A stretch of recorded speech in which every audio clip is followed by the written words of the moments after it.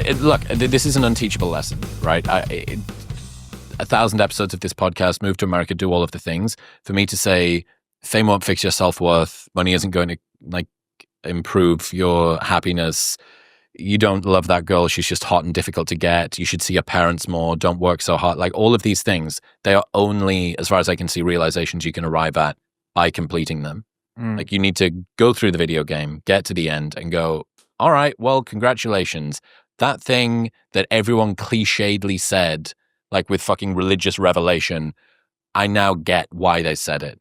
Like it's because it's either one of two things, right? It's either that is the truth, or people who get to the end of a particular game and start proselytizing about how the game wasn't the game and nobody else should be playing it is part of some weird secret society that all successful people are a part of to like con the peons into not playing the game just to keep all of the success for themselves.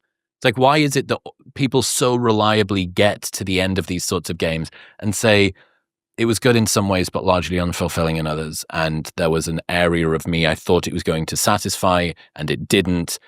And fuck, it's still there. And now I'm going to have to look at something else. Like, why do you think so many people keep saying that? Why is that the place that they go to? I think it's how we're built. I really do. I think that is what it is to be a human, is to be perpetually dissatisfied. And that's just the case. And it's not a nice case. It's not like pleasant, but it is the case. And so it'll always be there. There'll always be an element of like, shit, I thought this was going to be like sunshine and rainbows, and you know, it has its moments, but ultimately, like, no matter where I am, there I am. I got to be with myself. And sometimes sometimes it is because people spend their entire lives chasing the wrong thing, and they get to the end of it and they go, fuck, like that was pointless. And those are the people you hear from, because those are the people who are rich and famous, because rich and famous is what you go for when you're chasing something that wasn't originally your plan. So you hear that message a lot. Partially it's just like the selection bias of that. Like, but you know, you hear people who are also happily married and have beautiful families, and they're still kind of dissatisfied. Because at the end of the day, like, the floor feels like the fucking floor. My stomach hurts. I've got a bit of a headache, and like, I've got to do stuff today that I wouldn't choose to do if I could do whatever I wanted. That's like the human condition. And like, I think a good part of personal growth is actually not like optimizing so that you're like some bastion of gratitude your whole life and going about in this perfect Zen flow state of like everything's super enjoyable and I'm getting gratitude, but I'm not like sort of falling back on my motivation. Like, I'm grateful and motivated, as if that's like a thing you can do. And to reach this like sort of, it's like a picture you have in your head of what could be possible to live. And it's a great thing to strive for because it'll make you do things and it'll preoccupy you.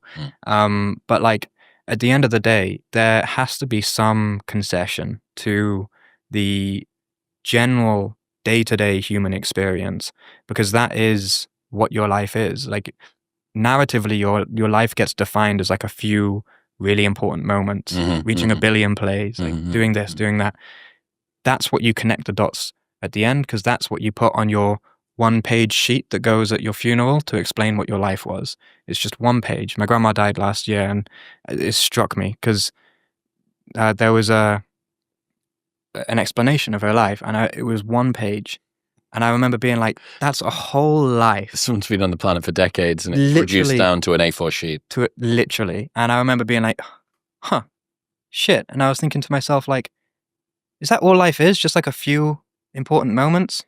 And everything else is just fluff? And I was like, no, it's the exact fucking opposite of that. It's that those few moments don't matter that much. They matter to the ego, they matter to the identity, because they are the proof that you are who you said you are and all of that stuff. But like, real life is just day to day. And like, your relationship with the fucking walls and with the floor and with your own body and the voice that's in your head, that is where, like, if you're talking about maximizing general fulfillment in life, like, your relationship with those things, I think, is actually the only lever that really matters. Because whether you get the big thing or not, like, it will be a high and then a low and then you baseline. That's just like structurally, functionally what you are. It's not even like a personality trait. It's just like definitionally the case. And we argue against that because we want to believe in the utopia of like 400 virgins and bliss for the rest of your life, but that doesn't happen. And that's not to say you can't be deeply fulfilled in life. You can. It's just that fulfillment doesn't look like bliss and excitement in perpetuity.